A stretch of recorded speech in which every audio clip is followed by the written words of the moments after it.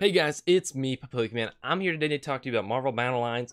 Now, I know not everybody here is a huge fan of Marvel Battle Lines. That's why I don't plan to focus on it heavily.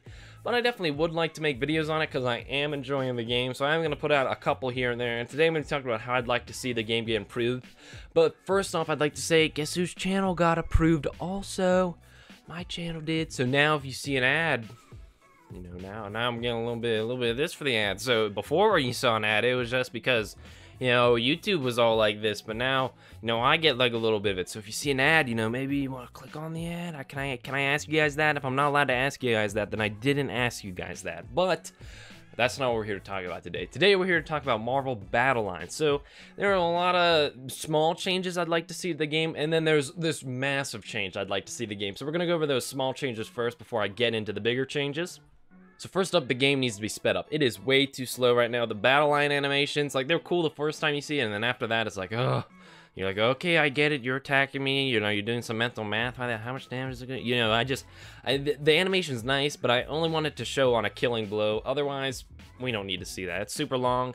And it could probably even be sped up there. Everything in the game could be sped up. It's just like really slow to go from menu to menu. And I think a lot of this also falls under poor optimization. The game needs optimized massively. I mean, this thing heats up your phone a lot. I mean, I've had games heat up my phone, but like this is like, I'm like, this is kind of hot actually. Like the game's very laggy considering it's a card game. Needs optimization everywhere. That's just something they need to look at. Another quality of life change I'd like to see is we don't know how many modes there are in this game. They just keep on showing up the higher and higher up we go in terms of level.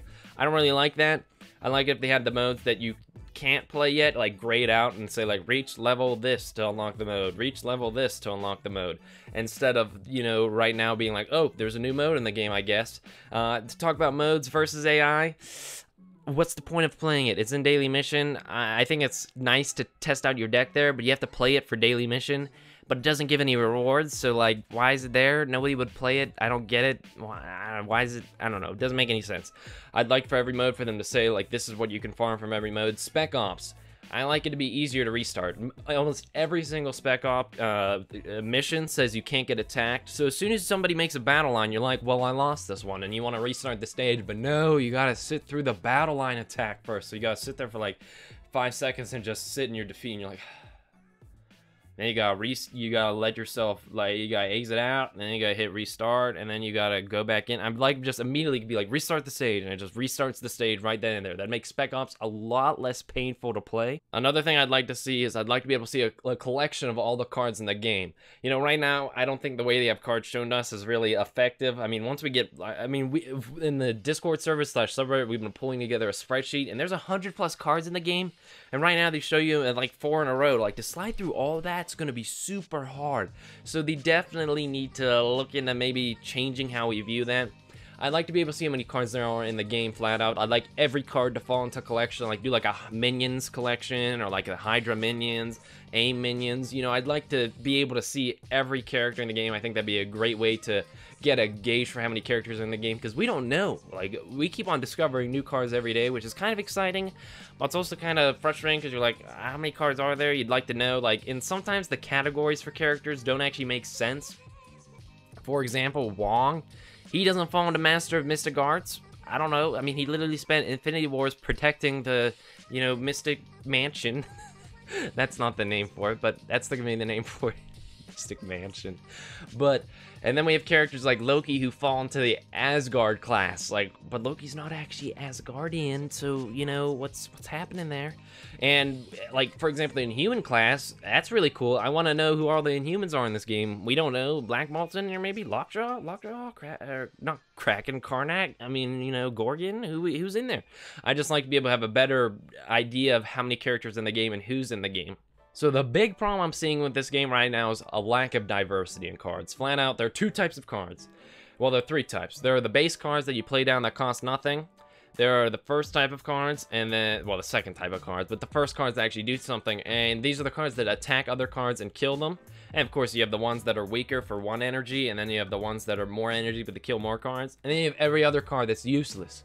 Like, right now, no other status effect in the game is worthwhile, because why would you stun an opponent? Why would you destroy a space when you could just kill an enemy?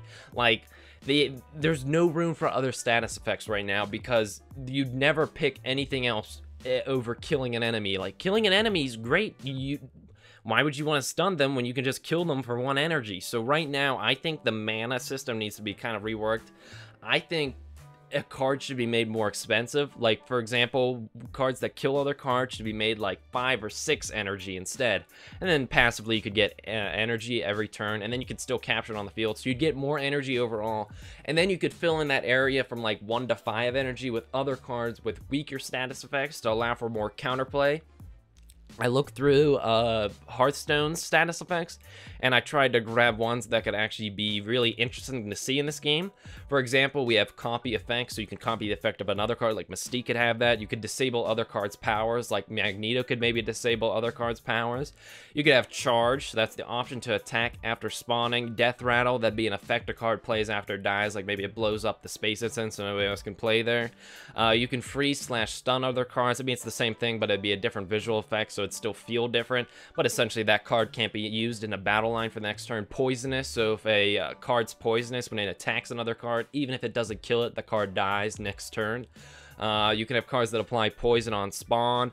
You could have cards that apply freeze/stun on spawn, or cards that apply freeze/stun when they attack other enemies. You could have cards that allow you to hold extra cards in your hand. You have cards that can be played down stealth, so essentially they're played upside down so you don't know what the enemy played. You can have cards that taunt, so only other cards can attack the taunted card and they can't attack other cards around them. I definitely think they need to, but all those effects are really cool. But right now in the game, at the very least, they'd make them... Well, if they made them 0 energy, then you'd play them over the normal minions we have right now. If they made them 1 energy, nobody would use them, because why would you use those when you can just kill other enemies? So essentially, I think kill cards need to be made more expensive, and then you fill in that range with all those other really cool status effects. Just to give you an idea of the mana system, maybe cards that are poisonous would cost roughly 3 mana. A card that has the charged effect would cost 2 mana. A card that has the stealth effect would cost 1 mana. And cards that can kill 1 person would cost 5 mana. And then cards that kill multiple ones like Iron Man would cost 6 mana. You just get an idea of how I'm trying to retool the energy system in this game to create a wider range of effects that would actually be usable. But at the end of the day, guys, this game's awesome because that's Man-Thing! Woo, Man-Thing's in the game. Man-Thing's already in the game. I don't have to beg for Man-Thing every video. Man-Thing's here. They know the best characters in the Marvel Universe. They put Man-Thing in this game, you guys. Man-Thing is in this game. You don't know how excited I was. He sucks, but he's in the game. Man-Thing's in the game, guys. Marvel Battle Lines, best game 2018, guys. Marvel Battle Lines, Man-Thing. Man-Thing's so great. But what do I know, guys? I am just a 16-year-old. Signing off, guys.